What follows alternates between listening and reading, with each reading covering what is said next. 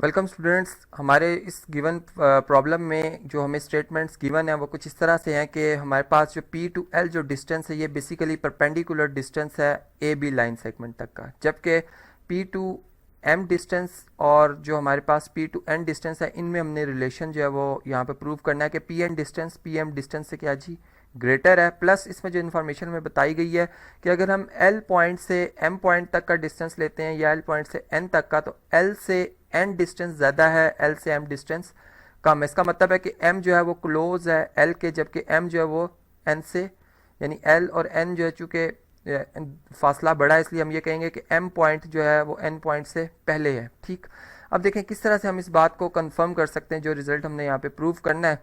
इसके लिए मैं एक रेफरेंस यूज़ करूँगा कि मैं बिल्कुल ए बी लाइन के बिल्कुल पैरेलल एक यहाँ पर एक रे ड्रा कर रहा हूँ, जिसको चले मैं कह देता हूँ पी क्यू हमारे पास एक रे है। ठीक, और इसमें अगर हम ये देखें कि हमारे पास, चूँकि हमने ये कहा कि हमारे पास जो एन पॉइंट है वो एम पॉइंट से दूर है, यानी उससे राइट साइड पर है। ठीक है, उसकी डायरेक्शन राइट साइड पर है, तो फिर जो एंगल बनेगा वो कम बनेगा। यानी अगर मैं, चूँकि मैंने कहा कि पी क्यू और ए बी लाइंस आपस में क्या हैं जी, हमारे पास ये दोनों एक रे और एक लाइन आपस में पैरेलल हैं, तो फिर जो अल्टरनेट एंगल्स बनते हैं, जो एंगल यहाँ पे बनेगा, जो लाइन पी एन जो कि एक ट्रांसवर्सल के तौर पे यूज़ हो रही है यहाँ पर, वही जो उसका अल्टरनेट एंगल होगा वो यहाँ पर ए ही आएगा। इसी तरह अगर मैं सेकंड जो हमारे पास लाइन सेगमेंट है जिसको मैं पी एम से रिप्रेजेंट कर रहा हूँ, अगर ये एंगल बी बना रही है, यहाँ पर चलें इसको थोड़ा सा साइड में लिख लेते हैं, अगर ये एंगल बी बना रही है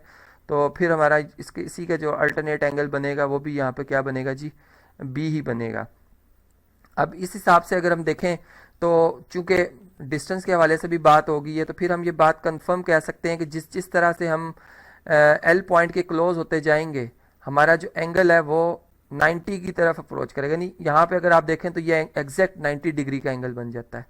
और जिस जिस तरह से हम इस एल पॉइंट से दूर होते जाएंगे, यानी राइट साइड पे मूव करते जाएंगे, एंगल 90 से क्या होता जाएगा जी, बहुत छोटा होता जाएगा। तो इसका मतलब ये बात यहाँ से बिल्कुल कंफर्म हो रही है कि जो हमारा बी एंगल है वो ए एंगल से क्या है जी, ग्रेटर है।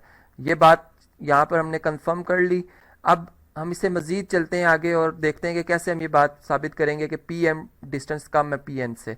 देखें, ये मैंने बात आपसे कही कि हमारे पास एंगल बी एंगल ए से क्या है जी, ग्रेटर है।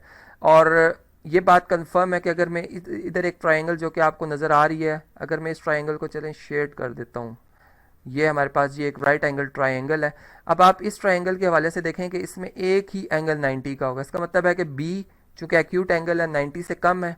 यहाँ पर ये रिजल्ट मैं यहाँ पे इस तरह से फिर लिख सकता हूँ कि हमारे पास जो एंगल बी है ये क्या है जी, ये लेस है 90 डिग्री से। और जब हम किसी ऐसे एंगल का सप्लीमेंट्री एंगल लें जो कि 90 से कम हो, तो वो कंफर्म बात है कि उसका जो सप्लीमेंट्री एंगल होगा, जो कि इधर अगर मैं लिखूं तो ये 180 डिग्री माइनस बी एंगल आएगा, ये क्या होगा, कंफर्म बात है कि ये 90 डिग्री से ज़्यादा ही आएगा। तो यहाँ पे फिर मैं इस तरह से लिखूंगा कि 180 डिग्री डिफरेंस बी, जो ये एंगल आ रहा है हमारे पास, ये क्या है जी, 90 डिग्री से ग्रेटर है। ठीक हो गया। और अगर अब हम इस ट्रायंगल को देखें इसमें हमारे पास ए जो एंगल था, चूंकि अगर मैं इस बड़ी ट्रायंगल की हवाले से बात करूं तो इसमें भी चूंकि एंगल 90 का बन रहा था, तो एंगल ए जो है वो 90 से क्या है जी, लेस है। ये बात भी हमें याद रहे कि हमने यहाँ पर ये बात की हुई है कि 90 से ए एंगल क्या है, लेस है, क्योंकि ये एक राइट एंगल ट्रायंगल का इंटरनल एंगल है।